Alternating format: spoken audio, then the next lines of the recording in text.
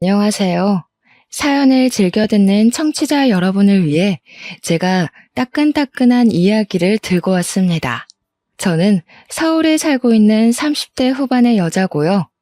제가 들려드릴 이야기는 남편과 시댁 사이에 있었던 이야기입니다.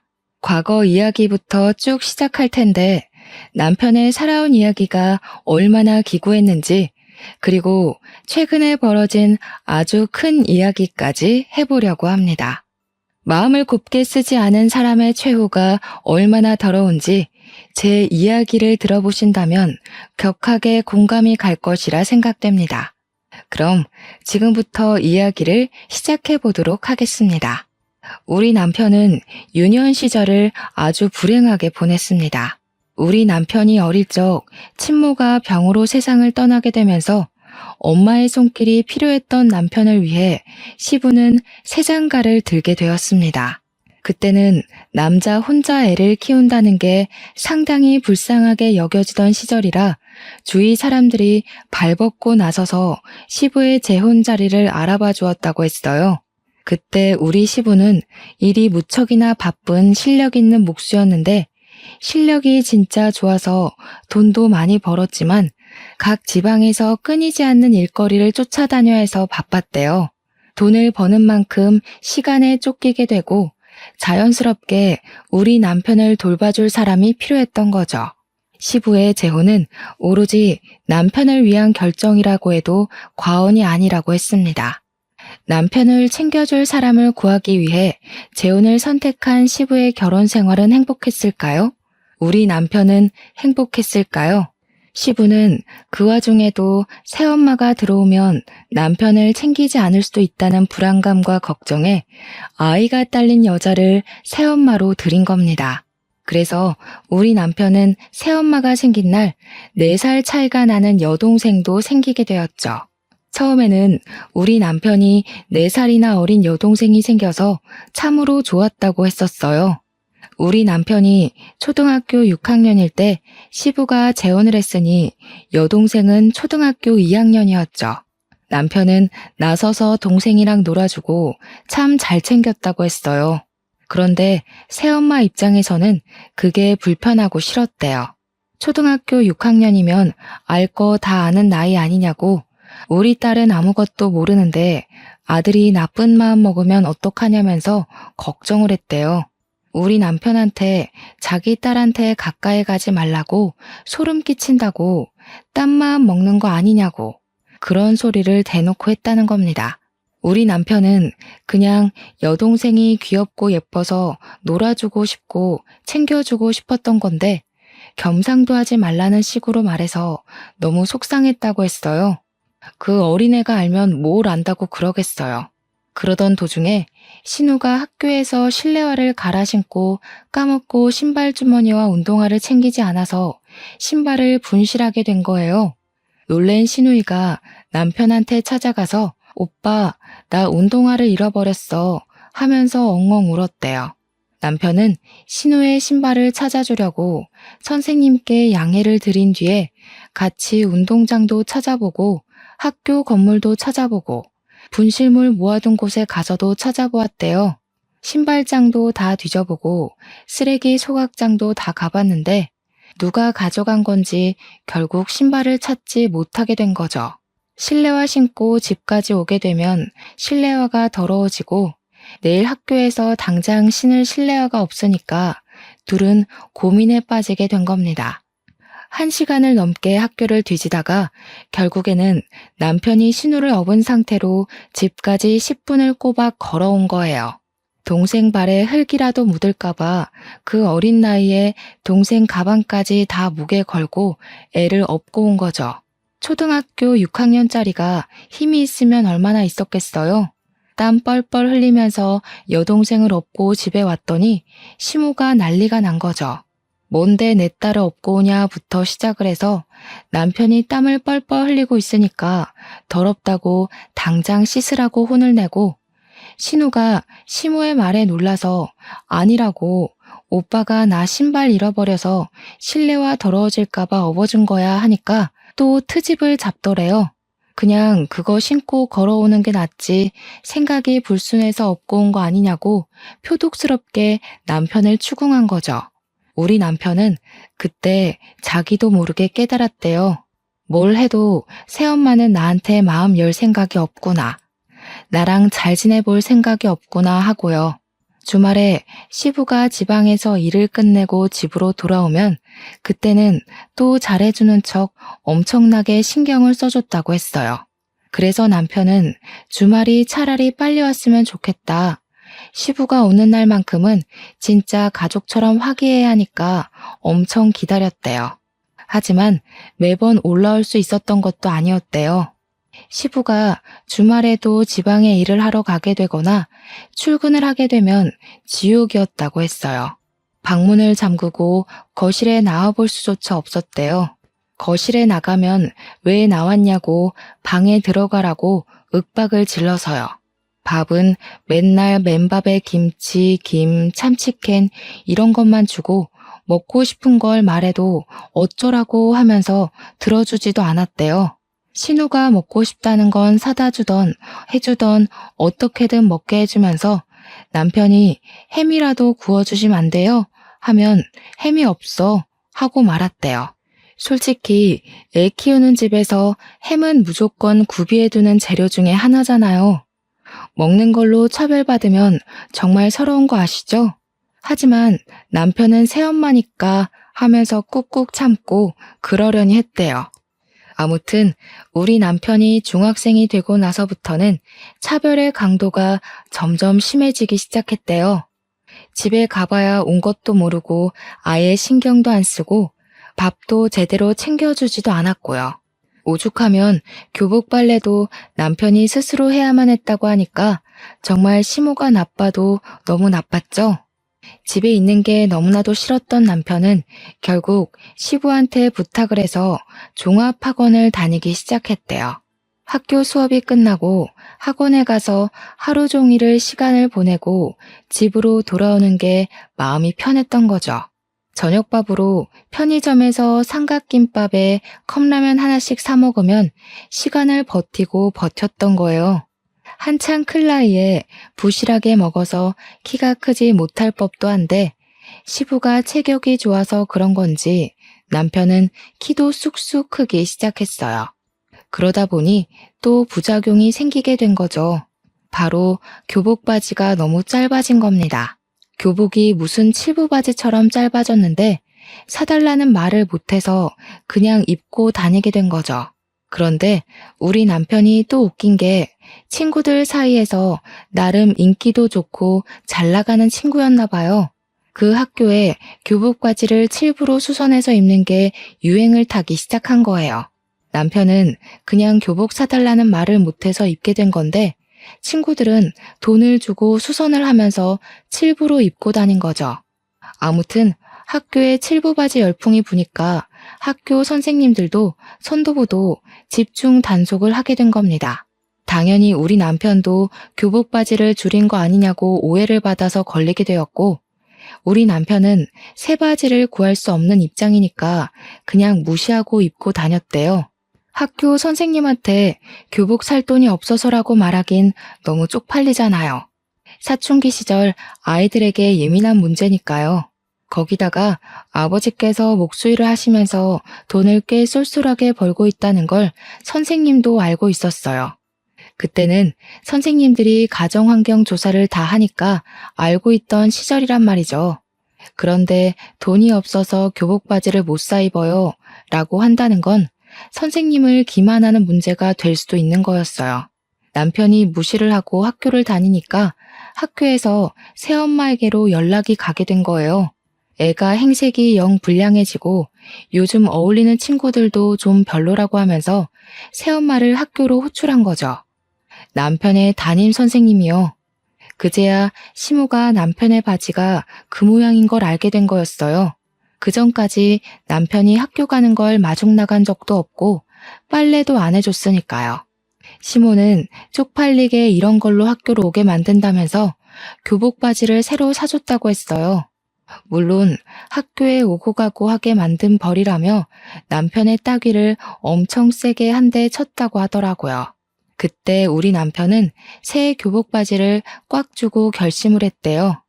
하루빨리 이 집을 탈출해야겠다고요. 대학을 가서 아르바이트를 하던 아니면 빨리 취직을 하던 꼭 이 집을 탈출해서 혼자 마음 편하게 살겠다고. 고등학교에 들어가서는 시모의 경계가 더 심해졌다고 했어요.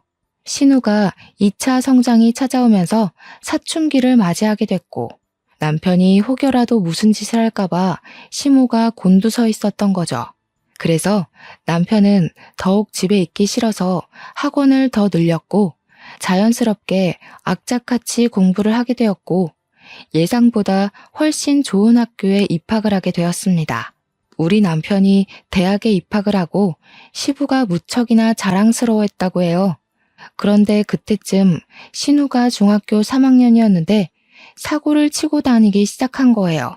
불량한 학생들이랑 어울려 다니면서 담배도 피우고 동급생 애들한테 돈을 갈취해서 노래방을 다니기도 하고 술을 마시고 그런 거죠. 신우이가 사고를 칠 때마다 시모는 학교에 불려가서 죄송합니다, 죄송합니다 하고 와야 했다고 했습니다. 그런데도 불구하고 신우는 반성이 없었고 시모한테 대들며 싸움이 점점 늘어나게 된 거죠. 그러면 시모는 자연스럽게 남편의 탓을 하면서 네가 교복 줄이고 불량한 애들이랑 어울려 다니더니 네 동생이 너 따라한다. 남편한테 화를 냈대요. 우리 남편은 몇 년 동안 여동생이랑 밥 한 번 같이 먹은 적이 없는데 자기 탓을 하는 시모한테 너무 어이가 없어서 대꾸도 못했다고 하더라고요. 시모는 거기에서 멈추지 않고 우리 남편한테 신우 과외를 좀 시켜주라며 부탁을 했대요.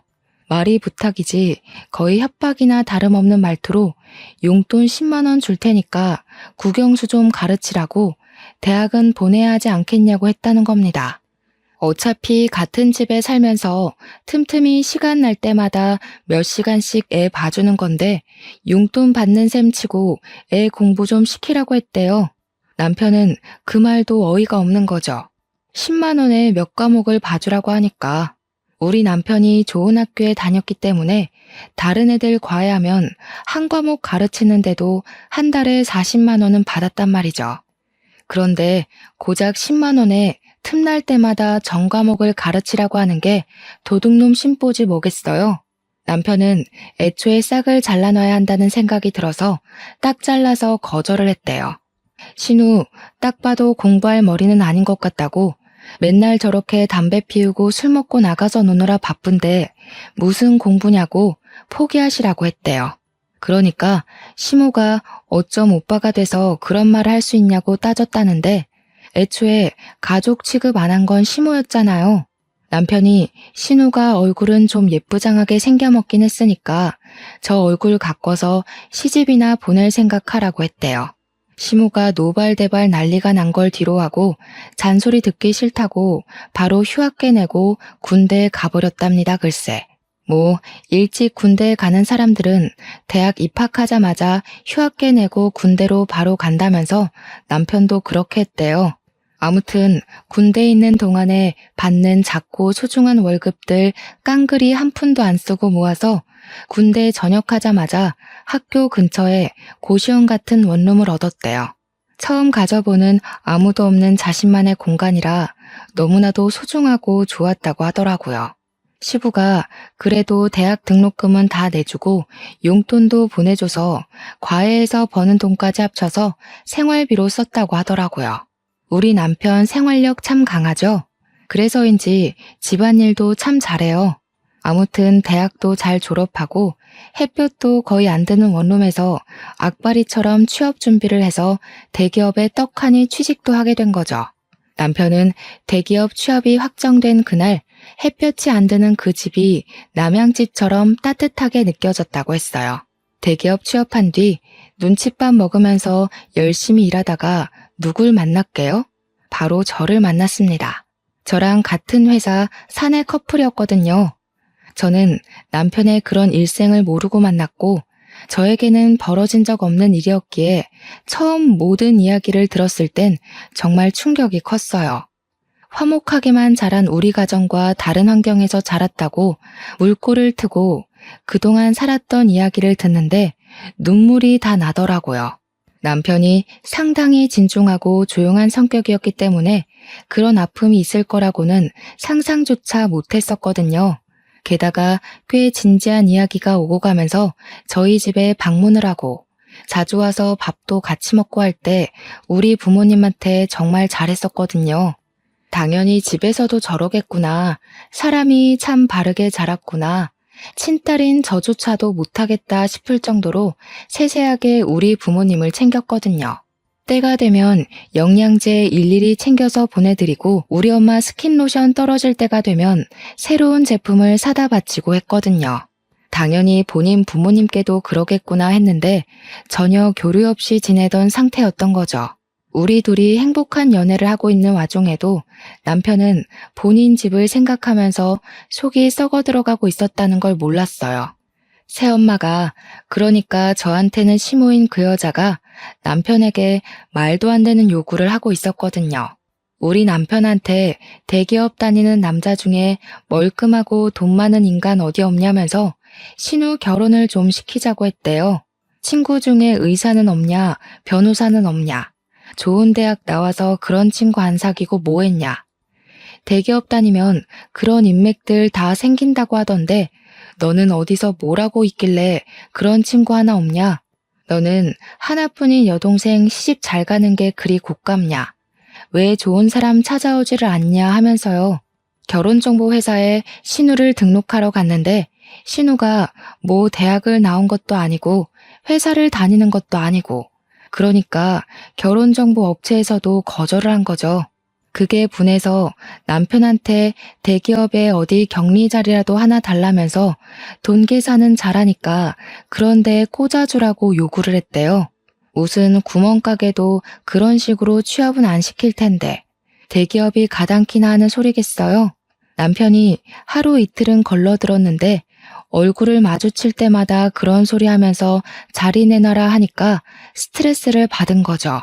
우리 남편 얼굴이 점점 썩어 들어가는데 집안 사정이라고만 하니까 저도 궁금해도 더 이상은 물어보지도 못하겠고 그런 와중에 우리 집에서는 결혼은 언제쯤 할 생각이냐고 남편한테 계속 물어봤거든요. 나이가 30 초반이 넘어갔는데 우리 집에서도 슬슬 결혼했으면 좋겠다 하면서 남편 옆구리를 찌르니까 남편은 그게 고민이 된 거였어요. 시모가 저한테 무슨 소리를 할지도 모르고 어떤 요구를 할지도 모르는 상태니까 걱정이 돼서 저를 집에 소개해 주는 게 겁이 났던 거죠. 혹시라도 제가 지레 겁먹고 결혼 못하겠다고 도망이라도 가면 큰일이니까요. 모든 이야기를 듣고 나서 저의 결심은 바뀌지 않았어요. 언제까지 이렇게 미룰 수는 없다는 생각이 들어서 큰 마음 먹고 남편에게 이야기를 했습니다. 나는 매 맞을 준비 다 되어 있으니까 시댁에 인사를 드리러 가자고 했죠. 그러면서 혹시 시부는 당신의 과거를 다 알고 있냐? 차별받으면서 억울하게 부당한 대우받고 산 거 알고 있냐고 하니까 아예 모른다고 하더라고요.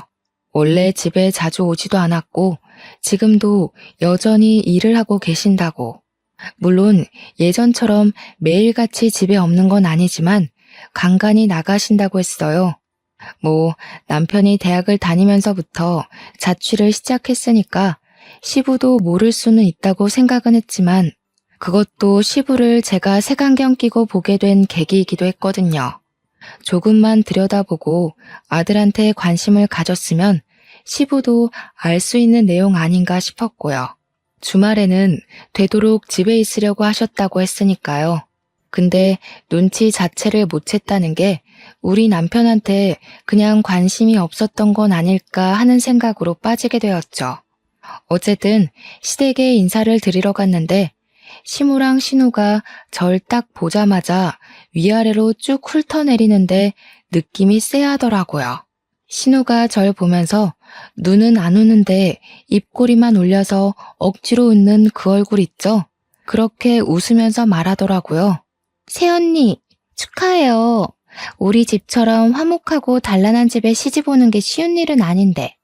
요즘 시월드다 뭐다 말 많잖아요? 우리 집에 온 건 축복받은 일이지. 감사하게 생각해요. 누가 누구한테 감사하게 생각하라는 건지. 그 이야기 듣자마자 소름이 쫙 올라오더라고요. 대놓고 그냥 시월드에 오신 걸 환영합니다. 라고 이야기하는 것 같았거든요. 제가 선물로 제철 과일 바구니를 백화점에서 비싼 거 사서 갔는데 과일 바구니 보자마자 시모가 뭐라고 했는지 아세요? 어머나, 세상에서 두 번째로 쓸모없는 걸 들고 왔네. 값만 비싸지 실속은 하나도 없는 거. 예, 첫 번째는 뭔지 아니? 바로 꽃바구니란다. 꽃이랑 과일은 하등 쓸모없으니 앞으로는 들고 오지 말아라. 고기면 몰라도 과일이 뭐니? 근데 진짜 저도 이런 사연을 많이 들어도 보고 찾아도 봤는데 보고 들으면서 매번 다짐한 게 있거든요. 내가 저런 취급을 받으면 하나하나 다 말대꾸를 해야지 했는데 막상 제 일로 닥치니까 입이 얼어붙은 사람처럼 말이 안 나오더라고요. 머릿속이 새하얗게 변하는데 어버하고 있으니까 우리 남편이 딱 그러더라고요. 마음에 안 드시면 저희가 다시 들고 가죠 뭐. 우리 장인 장모님이 과일 좋아하시니까 차라리 잘 됐네. 자기야, 집에 가서 장인 장모님이랑 나눠 먹자. 그러면 되지? 그러니까 시모가 당황해서는 남편한테 아니 말이 그렇다는 거지. 우리도 과일 좋아하거든. 우리 딸이 멜론 좋아하잖아. 오빠가 돼서 그것도 모르니? 하더라고요. 멜론 비싼 과일인데 잘 됐다고 이따가 우리 딸 입에 쏙 넣어줄게 하는데 남편이 심드렁하게 이야기를 했어요. 난 집에서 이런 비싼 과일을 먹어본 적이 없어서 몰랐네. 이렇게요. 우리 남편이 정말 처음으로 존경스러운 순간이었습니다. 어떻게 바로바로 그런 말을 뱉어내는지 멋있어 보였어요. 시모는 그 와중에도 입을 삐쭉 내밀고는 아니, 내가 어릴 땐 주지 않았나? 하면서 변명하고 있었고요. 그런데 시부가 딱 그러더라고요. 뭘 보자마자 예비 며느리한테 나를 세우고 그러냐고 저녁부터 먹고 이야기하자고요. 어차피 기대도 안 한 식사 자리긴 했는데 반찬이 생각보다 너무 단출해서 좀 실망감이 컸어요. 우리 남편이 이런 취급을 받고 자랐구나 싶어서 제 마음 한구석에서 스멀스멀 언짢은 기색이 올라오고 있었죠. 시부가 헛기침을 하더니 고기라도 굽지 준비를 왜 하다 말았냐고 타박하니까 시무가 뭐라고 했게요? 제가 고기를 사올 거라 생각해서 고기를 따로 준비해두지 않았다고 제 탓을 하는 겁니다, 글쎄. 신우가 옆에서 시무 말에 거든답시고 언니가 센스가 좀 있었어야 했는데 센스가 없다면서 맞장구를 치더라고요. 대기업에서 눈치 없으면 살아남기 힘든 거 아니냐고 하면서 내가 언니한테 꼽을 주려는 건 아니고 언니 걱정돼서 하는 말이지 하더라고요. 언제 봤다고 반말 찍찍하는지 4살이나 어린 주제에 남편이 그런 여동생을 싸늘하게 바라보더니 사람 참 안 바뀐다고 너도 예전 그대로구나 하더라고요. 새언니 처음 보는 자리에서 누가 반말부터 찍찍 갈기냐고 어디서 배워먹은 버릇이야? 하는데 속이 시원했습니다. 시부도 신우한테 가족될 사람이라고 해도 예의는 차려야 하는 거라고 존댓말 쓰라고 하더라고요. 근데 이상하게 웃긴 게 시무랑 신우가 시부한테는 꼼짝도 못하고 깨갱하더라고요. 그게 참 의외였어요. 밥을 먹는 둥 마는 둥 하고 나서 시부가 본격적으로 결혼 준비에 관한 이야기를 하면서 이것저것 물어보기 시작했습니다. 어떻게 만나게 된 거냐?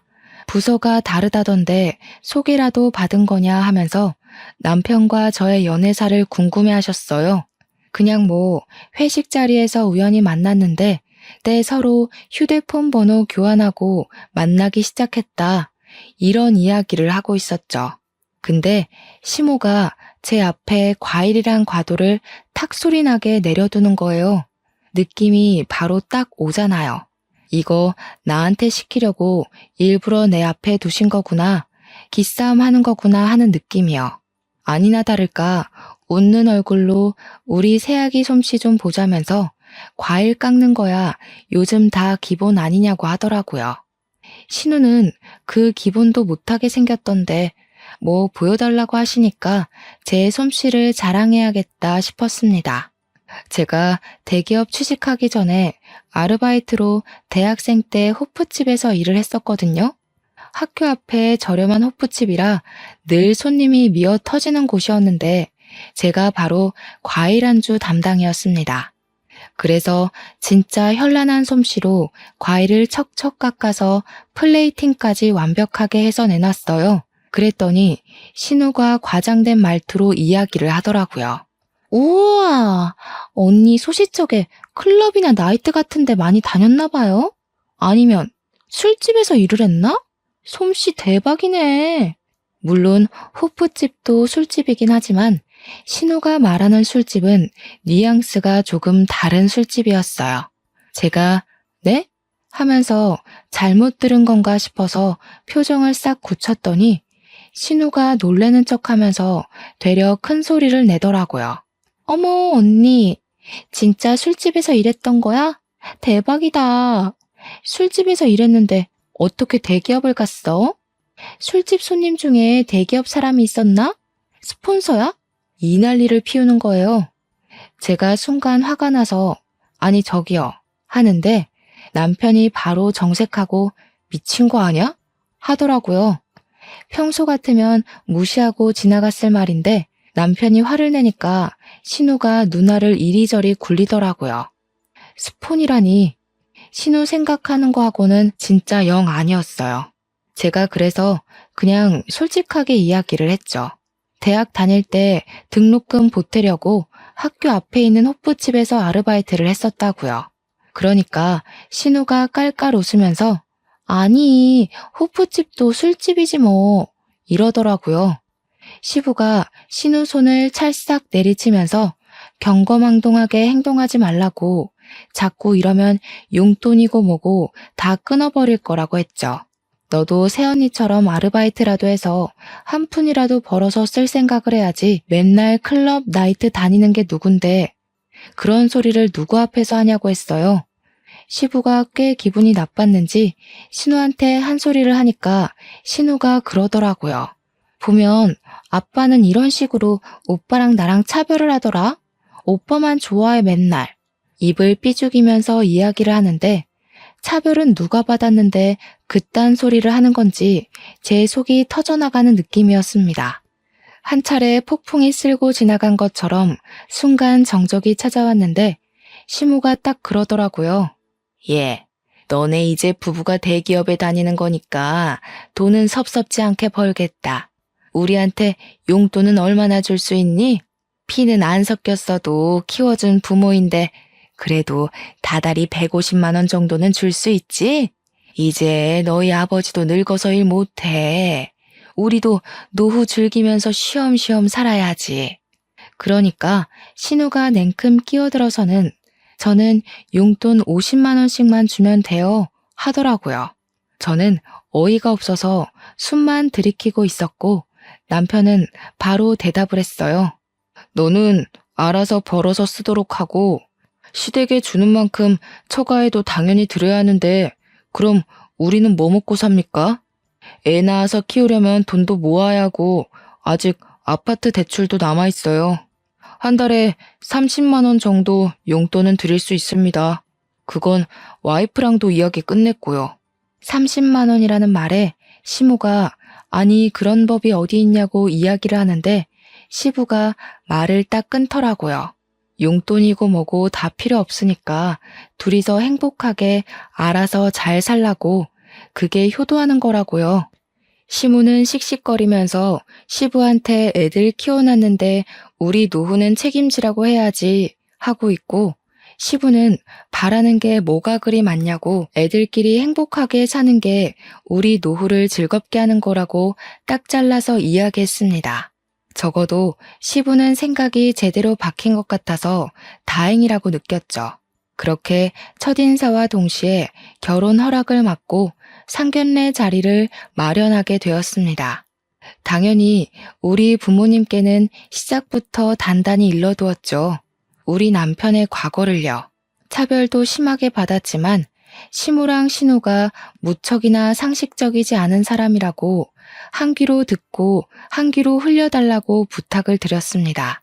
어차피 결혼하게 된다 하더라도 자주 마주칠 사람은 아니니까 걱정하지 말아달라고요. 솔직히 우리 부모님께서 걱정을 하지 않았다고 하면 그것도 거짓말이긴 하죠. 하지만 워낙 우리 남편을 예뻐해 주시기도 했고 차별이라는 말이 나오자마자 아버지께서 무척이나 분노를 하셨거든요. 이렇게 착하고 예쁜 아들을 누가 차별을 하면서 키웠냐고 이제 우리 사위니까 아들이나 마찬가지라고요.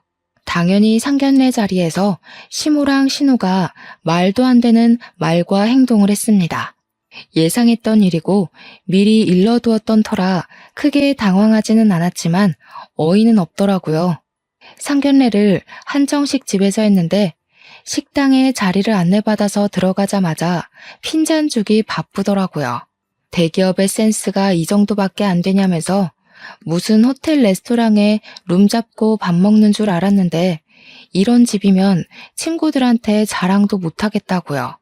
시무랑 신우가 구시렁구시렁 거리는데 우리 부모님은 딱 시부랑 할 이야기만 나누시더라고요. 대놓고 시무를 무시하니까 시무도 나중에는 조용히 옆에서 끼어들 말만 탁탁 끼어드시대요. 우리 부모님께서 애들 집은 지금 사위가 혼자 사는 그 집에서 신혼집 꾸미는 거냐고 대출금은 좀 갚아주시냐고 물어보았어요. 그러니까 시무가 끼어들어서는 우리 먹고 죽을 돈도 없다고 애들 못 도와준다고 못을 박더라고요. 그러면서 용돈은 달라고 했더니 칼같이 거절하더라. 애들 키워봐야 소용도 없다 하더라고요. 우리 부모님이 한 귀로 듣고 흘리고는 그럼 예단이나 예물도 하지 마시고 애들끼리 알아서 하게 내버려 두자고 했어요. 시부가 고개를 끄덕이고 있는데 시무가 끼어들더니 아니 그건 또 이야기가 다르죠 하는 겁니다. 내 친구들 보니까 모피도 받고 가방도 받던데 나도 하나쯤은 받아도 되는 거 아니냐고. 그러니까 신우가 옆에서 나도 백 하나는 사줘야 하는 거 아니야? 하는 거예요. 우리 부모님께서 다시 대화를 원점으로 돌려서 그럼 집 대출금은 갚아주시는 거냐고 하니까 그건 또 쏙 무시하고 애들이 알아서 대출금 갚아야지 왜 우리한테 이야기를 하냐고 하는데 답이 없었습니다. 말이 영 안 통하니까 제가 나서서 집이며 혼수며 알아서 다 할 테니까 예단 예물도 따로 하지 않겠다고 못을 박았어요. 반지도 그냥 서로 마음에 드는 걸로 알아서 골라서 사겠다고 아무것도 하지 마시라고 선을 그었죠. 그러니까 시무가 아니 우리도 받을 건 받아야 하지 않겠냐고 시부 옆구리를 쿡쿡 찌르는 겁니다. 아들 대기업 보내는 게 얼마나 힘든 일인지 아냐면서 대기업 보낸 값은 받아야지 하는데 우리 부모님이 어이없어서 말씀하셨어요. 우리도 우리 딸 대기업 보내느라 힘들었다고. 근데 솔직히 애들이 알아서 잘해서 간 거 아니냐고요. 언성이 조금 높아지니까 그제야 시부가 인상 팍 쓰더니 시무한테 가만히 좀 있으라고 정신 사납다고 한마디 하시더라고요.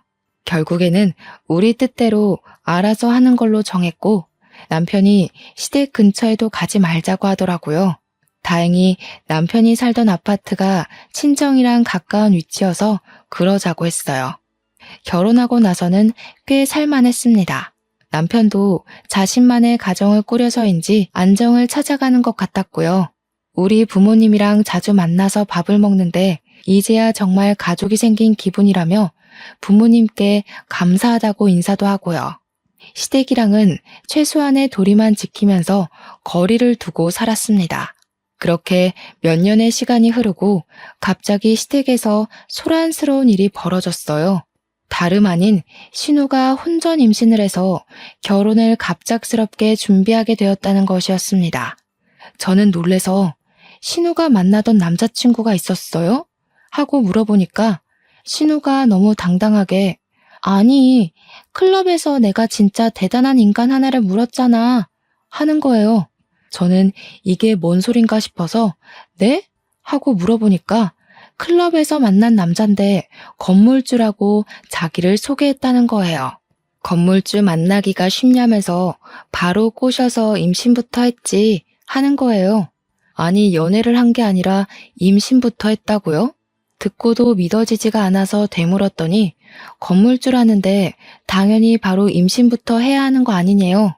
그 남자가 차고 다니는 시계가 차 한 대 값이라며 들고 다니는 가방은 얼만 줄 아냐고 흠이 있다면 어릴 적에 차 사고를 크게 당해서 차를 못 타고 다녀서 차가 없는 거 딱 하나라고 하는데 뭔가 의심스럽더라고요. 그래서 제가 사기꾼 아니냐고 하니까 시모가 저한테 질투하냐고 그딴 소리 하지 말라고 이야기하대요. 신우는 임신 10주 됐다면서 빨리 결혼식 올려야 된다고 배 나오면 드레스 핏이 안 산다고 난리를 쳤어요. 진짜 너무나도 기가 막혀서 말이 안 나오더라고요. 당연히 반전도 존재했습니다. 신우가 결혼을 준비하는데 뭔가 이상하더래요. 신혼여행지도 고르고 웨딩숍도 고르는데 자꾸 너무 비싸지 않냐고 핀잔을 주더래요. 시부모 될 사람도 미리 만났는데 예비 신랑이랑 달리 너무 후줄근하더라는 겁니다. 예비 시매부가 그냥 원래 검소하신 분들이라고 절에서 한 푼 두 푼 모아서 건물도 사고 한 거라고 했다는데 좀 미심쩍었대요. 아무튼 시모는 건물주랑 결혼한다고 온 동네방네 난리 법석을 떨었고 신우도 건물주라는데 후줄근한 게 뭐가 문제야 싶어서 결혼 준비를 한 거죠. 태교도 열심히 하고 술도 담배도 다 끊고 현모양처인 척하면서 상견례 준비를 한 겁니다. 당연히 우리 부부도 와서 대기업 다닌다고 자랑해줘야 된다길래 머릿수 채우러 따라 나갔죠. 그런데 저랑 남편이랑 예비 사돈을 보는데 인상에서 풍기는 그 특유의 제비 느낌이 영 별로였습니다. 예비 시매부가 진짜 제비족처럼 생겨서 느글느글하고 예비 사돈댁은 그런 자리가 불편한 건지 어색한 건지 안절부절 못하더라고요. 이미 임신 15주가 된 신우는 배가 슬슬 나오기 시작했고 더 나오기 전에 드레스를 입어야 한다며 빠르게 예식 날짜를 잡자고 이야기를 하고 있었어요. 그런데 우리 시모가 또 욕심이 그득한 사람이잖아요. 대놓고 예비 사돈댁에 물어보기 시작한 거죠. 애들 집은 어디로 해주실 건지, 가지고 있는 건물 월세는 얼마나 들어오냐, 어디 동네에 있냐, 이런 거요. 그러니까 예비 사돈댁이 그러는 겁니다. 집은 애들이 알아서 하기로 한 거 아니었나요? 건물 월세는 무슨 월세요? 사는 동네는 금천구인데요.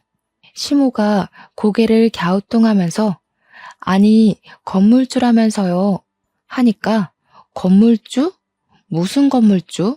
우리 집 전세예요 한 거예요. 그러면서 예비 사돈도 궁금했다면서 우리 시부가 집 짓는 사람이라고 하던데 어디 건설업 사장이냐고 묻더라고요. 순간 정적이 확 생기는데 저랑 남편은 이게 뭐지? 하면서 머리를 굴리고 있었어요. 다들 질문만 가득한 대화를 하다가 실체를 알게 된 거죠. 신우랑 예비 시매부가 둘 다 집안에 대해서 거짓말을 친 것이었습니다. 알고 보니 예비 시매부는 개뿔 가진 거 하나도 없으면서 여자 하나 잘 잡아서 결혼하려던 제비족이었고 입고 다닌 것, 들고 다닌 것 모두 짝퉁이었던 것이었어요. 신우는 행색만 보고 건물주라고 하니까 우리 아빠도 건설 쪽 일한다고 집 짓는 사람이야, 사장이야 하면서 거짓말을 친 거죠. 시부가 물론 목수였기에 완전 틀린 말은 아니지만 뉘앙스가 완전히 다르잖아요. 그 사실을 상견례 자리에서 모조리 다 알게 된 거죠. 예비 시매부는 뭐야 건설업 운영한다며 사장이라며 이러고 있고 시무는 야 뭐야 너 시계랑 가방이랑 다 짝퉁이야? 건물주라며 하고 있고, 시부랑 시모는 머리 싸매고 이게 무슨 일이야 하고 예비 사돈댁도 어안이 벙벙해서 아무 소리 못하고 있고, 저랑 남편만 밥 먹으면서 강 건너 불구경하고 있었죠. 당연히 어떻게 됐겠어요? 결혼이고 나발이고 없었던 일로 하자면서 서로 사기꾼 집안이라고 욕하고 난리가 났어요. 신우만 사색이 돼서는 지금 임신 중인데 그럼 아기는 어떻게 하냐고 이렇게 무책임하게 굴면 어쩌냐고 소리 지르고, 예비 심해부는 신우한테 몸부터 들이댈 때 알아봤다면서 자기가 완전 꽃뱀한테 당한 거라고 애 지우던지 하고 나가버리고, 이미 16주가 다 되어간 애를 어디서 지우겠어요? 말이 안 되는 소리지. 신우는 울고불고 난리가 났고, 시모는 신우 등짝을 퍽퍽 때리면서 건물주라며 팔자 폈다며 그러더니 이 사실이 믿기지 않는지 시모가 신우한테 멍청한 년이라고 지 팔자 지가 꼬았다고 난리를 치더라고요. 개판이 된 상견례 자리를 뒤로하고 저랑 남편은 집으로 돌아오면서 진짜 말 한마디를 하지 않았어요. 진짜 제대로 영화 한 편 봤다 하고 있는데 일주일 뒤에 얼굴이 죄다 썩어 문드러진 신우가 시모랑 우리 집을 찾아왔더라고요. 남편이 무슨 일로 오셨냐고 하니까 시모가 할 이야기가 있다고 다짜고짜 집으로 들어오더라고요. 그러더니 하는 말이 아주 가관이었습니다. 애를 지울 방법을 찾아봤는데 방법이 없다지 뭐냐. 출산을 해야 하는데 미혼모가 이 더러운 세상에서 어떻게 애 키우면서 혼자 살아? 그러니까 얘가 애 낳으면 너네 부부 호적에 올려두고 친자식처럼 좀 키워다오. 가족이라면 그 정도는 다 받아주고 할 수 있지 않니? 저는 어이가 없었죠. 우리 자녀 계획도 아직 못 세웠는데 이게 무슨 말도 안 되는 소리인가 싶었어요. 어머님, 그건 아니죠. 저희도 아직 자녀 계획을 못 세웠는데 누구 애를 맡아서 키워요? 내가 지금 부탁하는 걸로 보여? 시엠이 말이 말 같지 않아? 그러면 내 딸을 미혼모로 살게 내버려 두라는 거야? 너네 호적에 넣는 게 뭐가 어려워?